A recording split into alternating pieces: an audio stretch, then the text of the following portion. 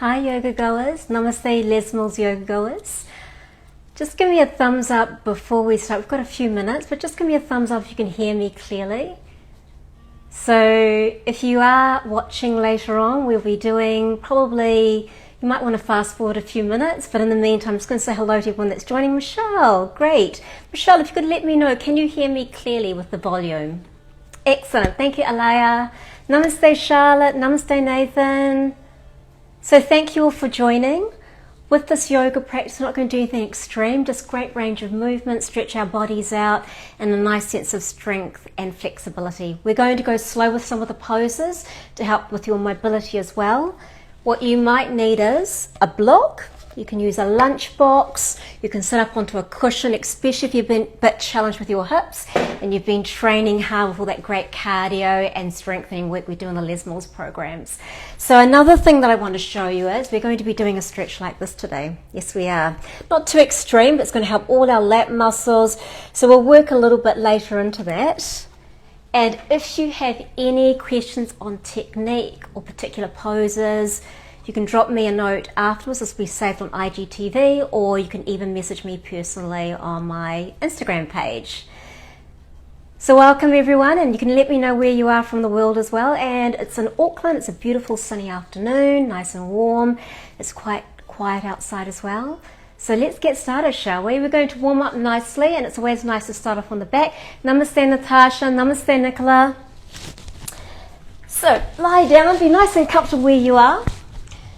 And as you lie down, just make sure the lower back is quite comfortable. So you want to lift it up a little bit, maybe tilt the pelvis, and then we lift the feet off the floor. Knees are in a 90-degree angle, and the feet and knees are hip distance apart. Just want to hold on to the knees for a second, and then as you exhale, you're going to push very actively your right leg forwards, and imagine you're pushing and get some resistance. And then right knee comes in slowly, still hold on to the kneecaps. Let's do the left side. So if you're going slow, you should feel this hip flexors, your quads, all the way to the back of the hamstrings. 90-degree angle again, rib cage down. One more time, breathing in. As you exhale, elongate. And see my toes. You may not be able to see my toes, but I'm pointing them. That's called plantar flex. And then back we go again. And one more time, breathe in and exhale. Long and getting lots of hip mobility as well. Great. From here, hands around the back of the thighs, legs go up to the ceiling. And in yoga, we try and warm up the joints really well. So this is called Gulf Chakra, rotations around the ankle joint. And as you go round and round, you can just make sure that your feet and your knees are hip distance apart, and the opposite way. So our training shoes should be comfortable, but often the shoes we're wearing outside of training, heels, tight shoes, that can actually impact the arches of the feet, so we're freeing them up in our yoga practice. From here, feet come down flat, arms reach up to the ceiling, interlocking your fingers, inverting the palms, and a great stretch for our wrist tendons, as well as protecting all that cartilage. I'm looking at you, but you should be looking up to the ceiling. And then you're going to take a deep breath out, shoulder blades draw downwards, you retract them down, and just hold for a few more moments. Great, really important too, if you've been lifting heavy bars, weights, we want to get those tendons all nicely stretched out. From here, this is quite an easy pose. You lift your right leg up, right foot comes above your left knee joint. There's a gap there, right? You can stay here, back is even. If you feel you can do a bit more, we grab the left side of the thigh, both hands come through, and you can even take your top leg up to the ceiling. Now from pointing your toes, we go to dorsiflex. That's where all the toes turn back, you align your heel bone, and a really good stretch for your Achilles tendons. That's it. Great. 2 more breaths in and out, and then we'll swap the feet around. Good breath in and out. So your left foot coming up and over. Don't be concerned if the knee doesn't turn all the way out. Could be your glutes, could be your hip joint. Just see what you can do. Be comfortable. If it's too much, stay here. If you feel you can do a little bit more, we elevate the leg. And again, really project that heel bone upwards. It's quite active, so your quad muscle is contracting. Couple more moments. And then I want to show you a pose that's considered a relaxation pose, but really nice for your lower back. It's called Ananda Balasana, happy baby pose. So your knees and feet are just slightly wider than your hips. Grab the back of the thighs and creating knee flexion. So bend those knees. Hold right around the back of the thighs and you can do some rocks side to side. So you can tell why it's called Ananda Vilasana Happy Baby Pose, right? You would have seen babies doing this, very free with their spine and just being able to move really incredibly well. So I won't get up and say hello, but if you're joining, welcome. I just want to make sure you can still see the poses, all right? And then from here, we're going to bring the soles of our feet together, knees turn out wide. Tight quads, please stay here. Tight back muscles, stay here. If you feel you can do more, reach up, grab your ankle joints, chin tucks in, and then very slowly with the chin really tucked in to protect your neckline, you're going to turn those knees outwards. It's a bit of a hip stretch. And then we slowly come down from there. 2 more times, breathing in, up we go. Great. Really nice if you've been working those glute muscles. We come down 1 more time. And last time, breathing in. So you draw that diaphragm muscle downwards. And we come down from there. Great. From here, about to roll over to the right side. Come onto your hands and knees. And some of you will know this pose. It's called cat pose. Majadhyasana is a Sanskrit word. Fingertips are quite wide. Your carpal bones are forwards of your wrist joints. See, I've got a flat back. So from here, I'm going to round up lots, and that is a posterior stretch, opening up all your back muscles. Your shoulder blades should stretch open, and you get right into the neck muscles as well. And then we take the eye gaze upwards. This is an anterior stretch. And if you're sitting at home, you've been working from home, this is what's going to happen to your muscles. You're opening up your chest. Let's do that 3 more times. Breathing in, exhale when you scoop upwards, and then inhale as you come into Bhattilyasana. 2 more times. So in the mornings, you want to start off your day doing this. End of the day, you want to do this as well. And after you've done some intense training programs, try to do this as well. 1 more time, breathing in from there. And then as we exhale, we're going to do modified Shirshasana. Toes come together, fingertips wide. Your right arm goes underneath the left armpit. I'm going to bend the elbow, especially a little bit tighter through your shoulders. And this stretches the lats, the rhomboids, and then you turn. Feels pretty good for the neck muscles as well. If you're struggling with tight shoulders, quick tip, your hand shouldn't go up. It should actually go below the shoulder line so you can actually turn your joint. Let's try the opposite side. Breathing in, exhale, modify Shirshasana again. It's taking the arm through. Keep really high on your fingertips. If you've got tighter shoulders, you can bend the elbow. Or if you're okay with your joints, you can actually lengthen that top arm. Wonderful. Turning the head to the side, a subtle stretch for your trapezius muscles as well. Now 1 more stretch before we stand up. If at home you have a block, you can do this on a block or a cushion. The palms press together, elbows come down. It's a rotator cuff stretch. So the block needs to be wider than your shoulders. This is a little bit narrow for me. I'm going to use the cushion actually. That wasn't a good demonstration. Let me try it this way. That's much better. So you drop your forehead down to the floor, the palms press together, and then your thumbs reach around the back of the neckline. And this enables you to stretch your rotator cuff muscles. It means day to day you can do this so you're not too tight through those joints, okay? Couple more moments, forehead is down, and also if you take those knees a little bit wider, you incorporate a shoulder stretch with a great hip stretch and also stretching that lower back. Wonderful. From here, move everything out of the way. And now before we actually stand up, I'm going to do that pose that I showed you called Parigasana gate pose. Okay, it's going to look a little bit like that, but we do a more, let's say, stage 1 of this. So you come down to your knees. Just make sure whatever you're on is comfortable. So you might want to double your mat up. You can put a cushion down as well. The block, water bottle, doesn't matter if you don't have anything, is on your right side. Left leg goes long. Inside of your left heel is aligned with your knee joint. Okay. Outside of the right knee joint, aligned with your hips. So this is misaligned. That is aligned. Great. Arms go wide. Nice and leveled, you look down your right fingertips, and then I want you to slide evenly. And the idea is slow motion, so you create mobility and you stretch your lower deep abdominal muscles. They're known as your quadratus lumborum muscles. Keep on going. Think infinite length. Rather than tipping forwards, it's lengthwise. Then from here it is right hand, right hip. Left arm reaches up. No, I've got my arms mixed up. It's your right arm reaching up. Left hand, left hip. This is your left leg here. Okay, now we're going to modify things. Tight shoulders, shoulder issues. You can do this or hand to your hip. If you feel you can do more, we're going to go a little bit up and over. That's it. Beautiful. The idea is not to bring the fingertips to your foot. We want to turn our rib cage to strengthen our lower back and also turn and increase the thoracic stretch.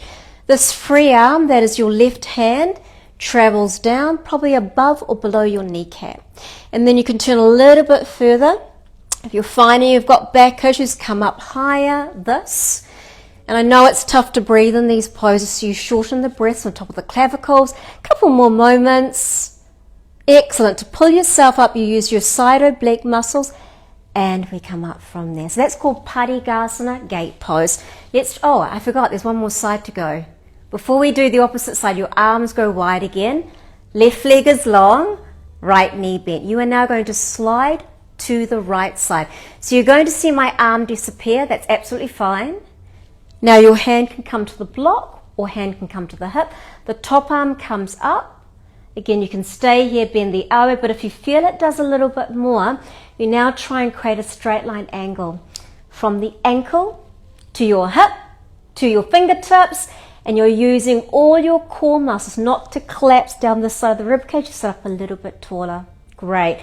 Feel you can do a little bit more. Arms extend out wide, and then you twist and turn. 2 more counts, and then to come out of it, hands to the hips, and we come up from there. So you can let me know how that felt afterwards. All right, let's try the opposite side. Take a good 10 seconds with your setup. Tip of your front knee aligned with your inside of your right heel. The right thigh is doing an external rotation. Hips are stacked below your shoulders. Arms go wide. Draw the shoulder blades down just a little bit and then start to slide, slide, slide. Make it super controlled, like you're sucking in with the right thigh and you're lifting up through your left hip. Then as we exhale, hand to your right hip. Left arm reaches up. You stretch all these intercostal muscles. We make a decision, better here with our joints, or you can go a little bit up and over. It's your right hand now that travels, and I know a lot of people want to get really ambitious and do that. See, I'm tipping forwards too much. This is much better. You're going to open up your chest muscles and strengthen your lower back. So try this one after doing heavy weight work, especially maybe big lunges, maybe if the back's feeling a little bit niggly, it'll help you quite a lot. And then we're going to finish off this pose. We lift up nice and tall, arms are leveled. Now you're sliding to the left, and there's quite an upward pull, so you're not feeling it in your knee joints. Once you're here, left hand come to the block, top arm goes up and slightly over for allows, and then we relax the shoulder right away from there. So you retract the shoulder blade downwards. Great. If you feel you're quite strong through your abdominals, you can take your bottom arm up, but there's no pressure to do that. It's perfectly fine holding onto your hip, and then we twist and turn just a little bit. Excellent. Great. To come out of it, we sit up nice and tall, move everything out of the way. We are now going to come into our first downward dog for the practice. So Ardha Mukha Svanasana. Fingertips are wide, knees are bent. You tuck your toes, and then up to you. So we're all designed differently with our legs, right? Tighter leg muscles, bend your knees quite a lot as you tread the knees back and forwards. The feet should be hip distance apart.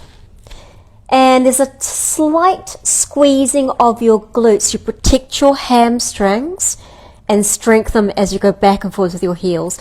With your fingertips, they're turned outwards, the armpits tuck in a little bit, and you don't want to bounce your rib cage too much. You want to stabilize your lower back. Beautiful. Right knee bends, press back into your left heel, and then you can swap the legs around. If you struggle in these poses, you can always do them down on your elbows as well. But my suggestion is, if you always struggle doing poses like this, Try doing a bit of weight work, some programs like pump or grip, just so you get a little bit stronger, support your joints. Wonderful. From here, we're about to now slowly walk our hands back to our feet. Our first forward fold for the practice. Forward folds. If you know it's hard to touch your knees, you take a block or you can take a roller, big cylinder roller, hands go onto your hips, you round your back quite a lot, and just take it a little bit breath by breath. This is okay if you're feeling this is enough for your back. If there's a little bit more give in your hamstrings, you walk the hands down and be really strong with the inner thigh muscles. If you want to bring your feet together, you can do that. And in yoga, we call this pose Uttanasana. Elbows bend, chin is away from the chest, and you increase your flexion action. So you recognize, right, yoga pose. But if you can stretch forwards like this day to day, you can pick things off easily off the floor rather than being very awkward with your back. Wonderful. We bend those knees and we slowly come up from there. So from here we're going to do a pose called Utkatasana. We do it quite frequently. It's a great ankle strengthener. Again, you can use your block, or if you don't have a block, keep your knees and your feet together. So from here you sit back into your heels, sit back a little bit into the pelvis, then the arms can go nice and wide, or if you struggle with tight shoulders, you can hold onto your hips. Now this is quite a fierce pose. As you sit back into your heels, you want to lift the toes off just a little bit and feel those quad muscles really contracting. As you go wide, you might want to drop a little bit lower. And I know you're doing the pose, well some of you I know are watching. I was going to suggest, let me know how long you want to stay in the pose for. So Laura, Jazz, Sarah, any recommendations? Maybe we stay for 1 minute. And what I'm going to suggest is we're going to do a practice on Wednesday. We're going to do modified Virabhadrasana, 3 minutes each side. That's on Wednesday, all right? It's going to be a lunchtime practice. So, well, that's if you're in NZ, it might be evening for some of you. So a couple more moments in this pose. Why are we doing it? It strengthens your ankle joints. It's a glute strengthener, so you're squeezing your buttock muscles. And last of all, it's meant to lengthen your torso. So think wide arms, stretching all the way down your side rib cage. Couple more moments. Wonderful. And we come out of it from there. Shake the legs out, shake the legs out. So from here, we're going to do a balance pose, and then we'll move into sun salutations. If you'd like to bring your feet together, and then what I'd like you to do is squeeze your thighs, shoulders stacked above your hips, palms face up like this. Now we're going to tippy toe and take the arms up to the ceiling. If there's something nearby or someone you want to hold on to, you can do that as well, all right, if you're feeling a little bit unstable with your balance. So this is your center of gravity here and the glutes. Once you tippy toe, the arms reach up, okay? We're going to interlock the fingers, or the thumbs I should say. This is called Urdhva Hastasana arms. Then, that's looking pretty easy. We're going to do a lateral stretch. So we're going to go up and over to the right. And you know, balance, no matter what program you enjoy doing, if you're training, balance is incredibly important for the health of your body. Balance, strength, flexibility. And then we go up and over to the opposite side. Great. And tippy toeing is going to strengthen the tendons, help also support your calf muscles. And you should feel quite an upward lift through the core muscles. We're back into the center. If it's become too much tippy toeing, bring your heels down flat and just follow the arms. Otherwise, tippy toeing still, we're going to do a little bit of a twist. All right.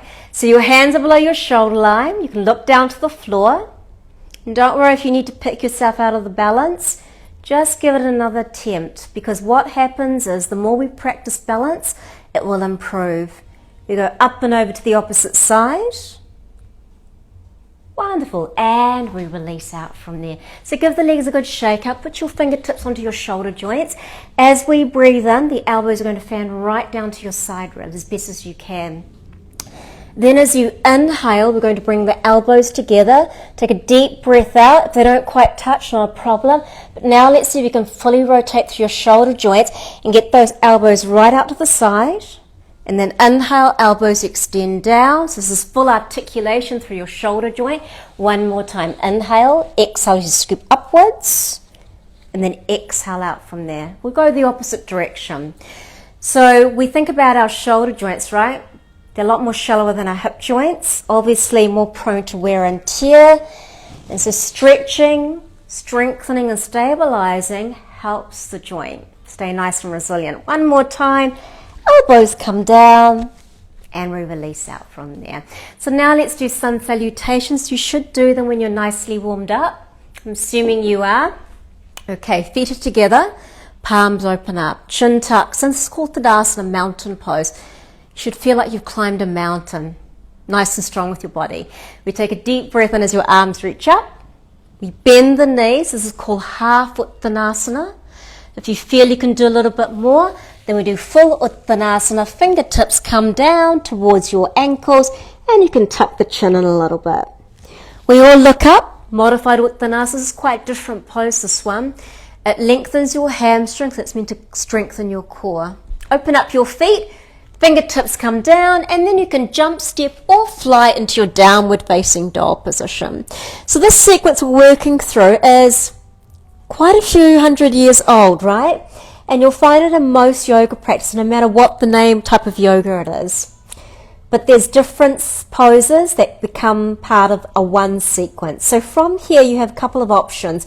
You can come into cat pose if you've trained a lot with your arms and you want to rest your arms today, or you just need a good break with your wrists. Option 2, if you're doing a plank, it shouldn't be done from a downward dog here. You have to walk your feet back more and your arms more. So that way you draw into your mid back. The lower back is supported while the butt is down. And if it doesn't quite look like a plank when you're doing it at home or work, look at yourself in the mirror. You can drop down to your knees, and this one's called chaturanga. And it's really easy to collapse into your shoulders in this one. So you're going to really pull the hips upwards, chin tucks in a little bit further, and your arms widen, and we drop down to the floor. This is called Bhujangasana, otherwise known as small up dog. Toes pressed down, kneecaps off the floor, really squeezing your thighs. And if you want to make it active, slide your elbows back further and further. You should feel it just above your upper hip muscles. Arms go quite wide, so you can use your deltoid muscles, front shoulders, to pull you up. And see the knees, they go from here to pulling back in. Then you tuck your toes, you've narrowed your stance, and you're back into your downward facing dog position. So downward dogs are amazing to do all the time, right? Spinal lengthening, stretching your arms and legs. We're now looking to our fingertips. Take a best option for you. If you want to walk up, I'll do that with you. Or you can bring your feet together and jump up. So walking up, toe or feet by feet, little by little. You can even come onto your fingertips. And if you don't quite make it to your hands, slide your hands back. We all pull up to the back of the legs, modified Uttanasana. Your eye gaze goes from down to the floor to looking forwards a bit. You can stay for a lower back stretch or a little bit further into Uttanasana. We look up, you can bend your knees, arms reach all the way up to the ceiling, and then hands down by hips and Samasthiti. So if you want to practice that a couple more times afterwards, that's called Surya Namaskara 1 or A. This is Surya Namaskara B, Sun Salutations B. You start off with that pose we did earlier, Utkatasana. Knees together, the arms come out in a 45-degree angle. These shoulder blades go from here to here. And then you'll recognize the sequence. It's coming back into your forward fold again. Then you look up into your modified Uttanasana, 90-degree angle. Feet open up again, and you can step, jump, or you'll fly back into your downward dog position. Now it changes a bit. We're doing a pose called Virabhadrasana 1, Warrior Pose 1. So your right foot steps through. You can take little steps and come onto your fingertips. Right foot out to the side quite a bit. Left foot, 45-degree angle. So when you stand up, you'll be facing your hips forwards. If you're a bit stuck, you need to walk that right foot out to the side. Great. So that's Virabhadrasana 1. Back heel down, front knee bent, lower back supported by lifting up tall. We round our back, so you can pivot on your back toe, and then you're back into downward facing dog position. So you have a couple of options now. You can stay here, take a good break, or even do cat pose. If you want to get active and do chaturanga, high plank, up dog from there, you can do that. So, chaturanga, no, high plank, chaturanga, this is a full one. Elbows touch the side ribs using your tricep, bicep muscles. If you drop to the floor, it's a small up dog, only if you have space to put the hips through. You roll over your toes. You've got to adjust the arms a little bit. So chest comes right through, bending those knees and back into downward facing dog position. So if you're in cat pose or downward dog, just stay there. We're all now going to do Virabhadrasana 1, the opposite side. So now it's your left foot, bend the knees, take little steps, long stance. Right foot 45-degree angle, hips are squared, and then we sit up nice and tall. It's really easy to push your rib cage forwards. Let's try and draw it in a little bit, and then use your glutes, drop a little bit lower. That's it. Feel strong like a warrior. You pivot on your back toes, back into downward facing dog position. Again, you can stay here, rest, or cat pose, or one more high plank, kumbhakasana, chaturanga, up dog, and it's just the eye gaze forwards, back into your downward facing dog position. Wonderful. So let's stay for 10 breaths. Close your eyes. You can walk your knees back and forwards, back and forwards. Great. M. Griffith, if you don't have time to do it right now, the good news is it's going to be saved. You can watch it whenever you want. Excellent. I know it's hard to fit in practices, right? You just have to make a commitment and carve some time out for yourself. Even 20 minutes of yoga is going to help the body once a week. We're looking to our fingertips. Bend your knees. Up to you. You can walk up or jump up. Once you land, one more time, you use the back of your hamstrings to pull you up into modified Uttanasana. You can stay here or do a deeper forward fold. And then when you finish Surya Namaskara B, second one, you actually finish back in Utkatasana like this. So again, we're pulling the rib cage in, pubic bone forwards, activate the glutes.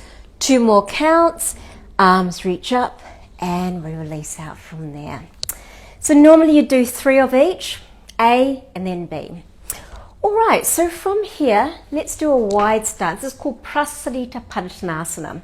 Hands go onto your hips.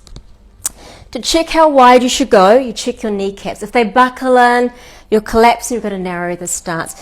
External rotation. Couple of slow breaths in and out, hands to our hips. Let me just turn the alarm off, and then you're going to come into a forward fold.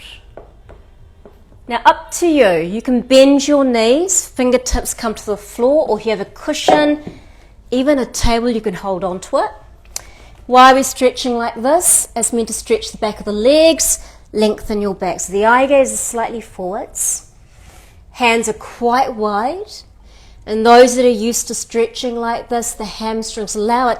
Yes, you can bring your palms down flat and the toes are aligned with your fingertips. The elbows bend back so you form a platform, and then you're trying your best not to do this. See, I'm rounding up my back a lot.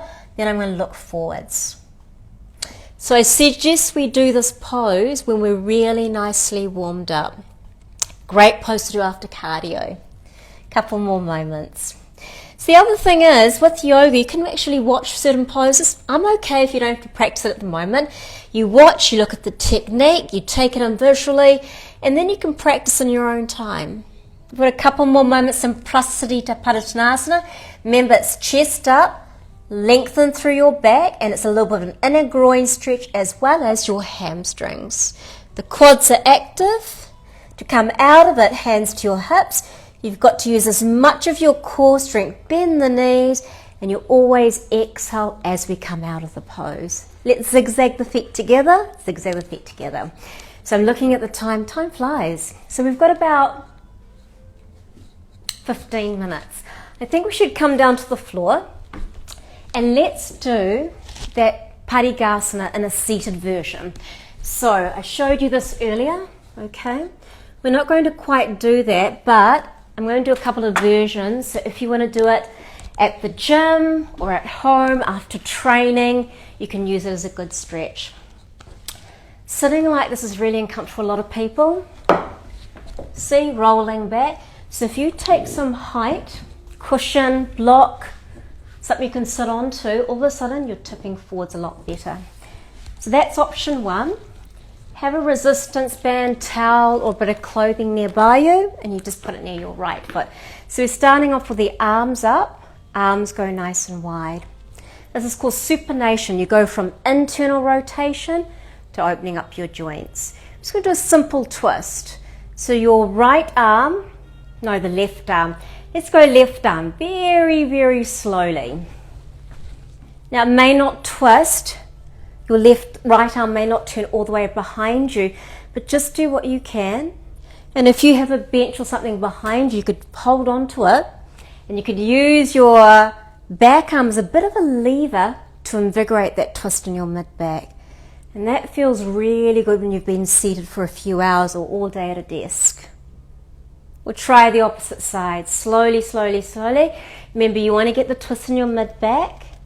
Anyone with disc compression or intervertebral issues, you'll be going slowly and just figuring out what's best for your spinal area. You might just want to do a forward fold or stay in seated position. Great, so you've done the side to side twisting. That's important to warm up your back. Next one is we're going to do lateral. So I'd like you to bring your arms forwards, bend at your elbows, and then we're going to slowly turn through the mid-back first. So your belly button is facing over the right knee joint. Okay, so my mantra is don't dive with your head. You're going to stay nice and elevated and think forward facing. So you're going to just stretch your elbows. You can stay here, or come a little bit further. You'll notice your left hip is lifting off the floor, the buttock muscles. So like you draw it down, and I could probably tell if I was there by your toes. Your toes should be facing upwards. You sit up nice and tall, we turn slowly, and we'll try the opposite side. So go as slow as you can, so you actually feel that length coming into the side back muscles. The glutes, you might feel this in the gluteus minimus muscles. And then back into the center and relax the arms. So that's option one. Okay, option two, if you want to take the arm up, let's give that a go.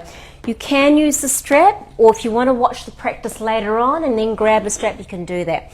So you're wrapping around the ankle. It needs to have quite a lot of height. This is probably a little bit short for me, but let's just see how we go. So the idea is this way, we're not going that way, we're going to go up this way. Right arm is straight, strap is in the middle of the palm. Left arm reaches up, you turn your left rib cage, side of the rib cage.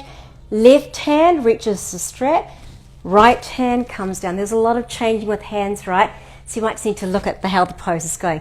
So I'm going to use this right hand as a lever or a little bit of turning through the left side of the rib cage. So if you've got tight shoulders, you would have a longer strap, your elbow would be bent quite a lot. And here you are, you're stretching your rotator cuff muscles, getting all through the bottom arm as well as the top arm, and helping also stretch through the rib cage a little bit. So I often see a lot of people with their necks like this, right? Your head's pretty heavy, you want to lift the head up a little bit, support your neck muscles. Great. We slowly release the strap and we'll try the opposite side. So if you don't have anything, here it is. Left hand inside of your left thigh, right arm reaches up, you turn your rib cage first, and then you want to use your entire side ribs and your back to lift the arm up. Option one is here, here, or you can go a little bit up and over. Try not to dive for the foot. Instead, if you want to advance it, rather than this, you can go look all the way up to the ceiling.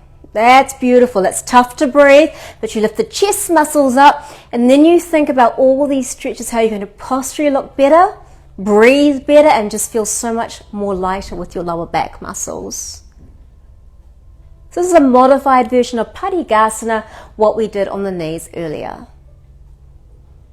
Excellent, and we release out from there. So next coming up is a pose called Gombal. It's quite a traditional yoga pose. The option to start off with is easy cross-legged. So right foot is forwards. Take your block or cushion if you sit with your knees quite high, which is the majority of the population, right? So you're sitting up tall like this, chin tucks in, and then just slowly looking down to the floor. Bring your fingertips to the floor. If they don't quite touch, here's the option, holding onto your hips. Now everyone needs this for our hips in terms of your hips being able to move well day to day, and especially when you're doing a lot of athletic programs, right? The easier your hips move, the less pressure on your knee joints. Great. And then we sit up nice and tall. So some of us are going to stay here because we're going to work the shoulders with this. If you feel you can do more with your hips, you tip to the right. No, tip to the left, tip to the left. Your left knee comes in the center line. See that? The knee is bent. The heel is tucked in. Top leg comes up and over. And then you're stacking your knees on top of each other. Toes turn back a little bit and just make sure the heels are nice and even. If you need to walk them out more, you do that. You'll be able to figure out whether it's comfortable if you can breathe. If you can't breathe, easy cross-legged. Here we go. Corresponding arm to your top knee. So you've got the right knee forwards, lifts up. We bend at the elbow. Option 1, if this is too much already, here we go. Fingertips to your elbows. Otherwise, once you lift up, grab your strap or towel, and then you take your left arm long. We bend at the left elbow. Actually, you should have had the strap in your right hand, but let's do it this way. Okay, let me rewind. This one, this way. Bend the elbow, and then you grab the strap. So try not to interlock your fingers unless it's really, really easy and you've got long arms or you're just used to it with your shoulder mobility. This way, you're not stressing your joints and you'll be able to hold the pose a lot longer. So elbow goes right out to the side, not tucked into your neck. So then you can actually move the ball and socket joint of the shoulder. If you want to go a little bit further and you're okay with your glutes, yes, you can tuck your chin in. But I suppose a lot of us will find this is quite tough on your gluteus maximus muscle, so you'll probably want to sit up a little bit. So this is gluteus maximus. If you're wondering, where is that? That's right here. And those who love doing cycling, you might even feel it here a little bit, the IT band stretching out. So I like to think of Gomukhasana. As tough as it is and awkward, it's a great recovery pose. You can do everything you love to do outside of this pose, a lot more. Great, so coming up, if you come into a forward fold, let's release the arms. Arms come forwards, interlock the fingers, invert the palms. And then we're going to try the opposite side. So easy cross-legged first, left foot comes forwards. Forward fold, chin tucks in. And remember, you're lifting your lower back off the floor, making sure the feet are visible, not too tucked in, so the pelvis can actually move forwards with you. So you're deciding to stay here. Otherwise, we're doing Gomukhasana. It's now the right side, so you tip to the right. Right knee comes into the center line. You sit forwards, you're going to adjust the clothing, move the calf muscles out of the way, and then you get nice and comfortable. Can't do that? Back to easy cross-legged. So here we go with the arms first. Thumbs turn downwards. Shoulders roll back. Option 1. Option 2. Left arm elevates. Turn slowly. Elbow bends. Right arm extends. And then you grab right at the bottom. There's enough time slowly to walk your hands up. So this is a nice one for you to do at home as well, or wherever you are, and just look at your form in the mirror. So a lot of people are a bit like this, swaying through their back. So you want to sit up quite evenly through your oblique muscles. That's it. If you want a little bit more, tuck your chin in. And as intensive as your breathing will help you, you come a little bit further forwards. That's it. Good. I know how intense it feels when those glute muscles are tight, but with a little bit of work, you'll start to feel them to ease out a little bit more. So 2 more slow breaths in and out. And then slowly we come up from there, release the strap, and we're about to lie down to the floor. We've got a few minutes left of the practice. We're going to fit in a couple of bridges and half back bends to finish off with. So if you have back issues, what I'd like you to do is just keep your knees apart, knees hip distance apart, and just do soft rocks. Okay? So you're going to do that if you have back issues or really tight through your lower back at the moment. Second stage is a glute bridge. You can put your band around the thighs. Someone loves the bridges. You put the block in between the thighs. Wherever you're at, you need to squeeze your thighs. That's the mantra. Squeeze your thighs, squeeze your buttock muscles. As you press into your heels, your lower back lifts off the floor. So see this block? You can actually see it lifting upwards, right? From here, keep the palms down flat and then get a little bit more elevation. Excellent. You should feel the sizzle in the front thighs, glutes, and also possibly around the front of the shoulder heads. To come out of it, wriggle back, and a lot of care as you drop your lower back to the floor. And do 2 more. So that's a glute bridge. You can repeat that, especially if you've got lower back issues. Second one is Sita Bandhasana. Same technique. The only difference now is because we're warmed up, you bring your arms underneath. And doing that earlier Gomukhasana will definitely make this easier. So you're doing your best to try and bring your fingertips together, interlocking them. Tight shoulders, palms apart, otherwise you press the palms together. You initiate the shoulder blades or scapulas pushing together, and then you lift a little bit further upwards. Beautiful. And it's a beautiful bridge that you should be creating. To come out of it, looking down, and then slowly we come down. So we've got one more together. So you've had glute bridge, you've had Sita Bandhasana, half back bend. If you're used to doing a full back bend, you've been taught it by an expert yoga teacher. Palms are down flat, no wrist issues, and arms are straight. You can give that a go, all right? Make sure whatever you're doing it on, though, is not slippery. Carpet, probably a no-go. Ready? Breathe in. Actually, I might do a half back. Let me do a full one. Let's just see how we go. Breathe in, chin tucks in. Half back bend, people. You keep your toes on the floor. If you're doing a full back bend, you might want to stay on your toes. And then you do a slight oscillating movement, side to side, just to get a little bit more comfortable with your wrists. Wherever you're at, for the last few breaths, it's nice to close the eyes and just feel that openness in your chest muscles. Hips are pulling inwards, and there's a mighty squeeze still in the glute muscles. To come out of it, we drop the heels down, half back bend, you're coming down too. And once you're out of your back bend, just stay nice and still. Let the lower back lengthen out. Then the feet go up to the ceiling, and we'll do Gulf Chakra, one of my favorite poses to do after you're doing your back bends. So let gravity drop down into the lower back a little bit. Go in the opposite direction. And if you can support your back, if you can't, feet come down flat, we're going to do a couple of wrist stretches again. Thumbs tuck in, and you form a ball with the hand. And we'll do circles with the arms, or the wrists, and your ankles. Great, opposite direction. And then we'll do that Ananda Balasana, happy baby pose one more time. I want you to recognize, if you've been doing the practice today, how different this feels after 40 minutes. Because we've worked our hips, stretched our legs out, and also supported that lower back a little bit. Wonderful, so keep on rocking. Let me do a time check, let me see how we're going. Oh, right on time. How do we breathe? Well, you breathe, don't force it. You can just breathe naturally, that's my mantra.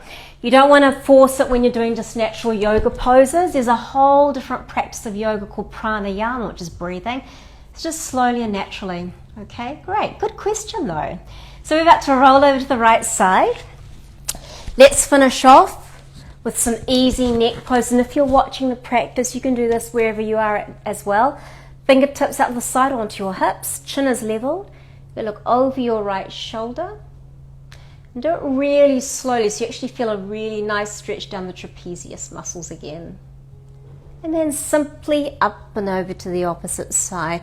You're observing length through your spinal column. We're back into the center, chin tucks in. You're subtly looking down just to stretch again through the mid-back. The last one is eye gaze goes up. You stretch your scalene muscles. And then looking forwards, arms reach all the way up to the ceiling. You can close the eyes. Palms press together. And as you bring the hands, slow down the center line. I say namaste to you. Thank you so much for joining me for practice, whatever time you're doing it. Hope you feel range of movement. You can breathe better and you've enjoyed it. The word is santosha. So I'm going to save this on the Les Mills IGTV so you can do it just in your own time. Share it with anyone. If you've got any questions, I'll be checking that just to see. And if you want to do the poses and tag me in there, Yogini and Anita, I would love to see how you go with the poses. So till Wednesday, namaste everyone. Namaste. I won't be able to pronounce that. Luan, namaste Michelle, thank you so much. Thank you Amaya.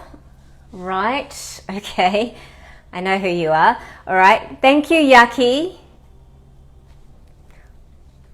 So till Wednesday, bye everyone.